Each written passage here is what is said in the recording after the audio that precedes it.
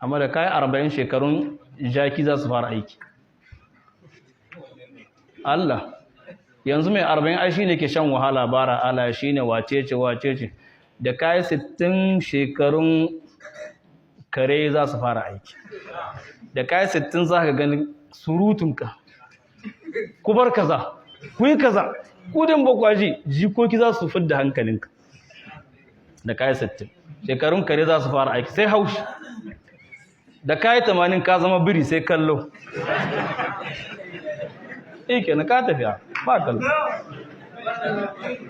Wasu masu wanda suke bada tare suke cewa jaki an bashi shekara 40 yace kai ya mun yawa.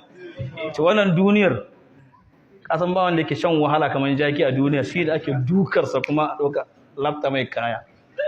Sai a can hutun jaki ya zo malam da alabce da kaya yana tsaye malam ina hutu.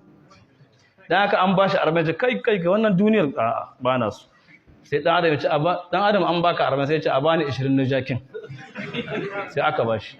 Da kai 40 sai wahala. Sai bakan leda sai wace ce kai ne can kai ne nan. Sai kare ma aka bashi 40 ya ce kai ka sun mun yawa wannan duniyar wahala. Sai dan adam ya ce a bani su. Sai aka baka su. Yanzu daga 40 shekarun jaki za su fara aiki har 60. Da kaje 60 na kare za su fara aiki sai ka fara ku daina kaza ku yi kaza ku ne mu ba kwaji. Sai biri ya zo shi ma 40 kai ka sun mun yawa sai mutum ya ce a bani in cika 100. Da kai 80 na biri sun fara aiki koron sai kallon mutane baka magana.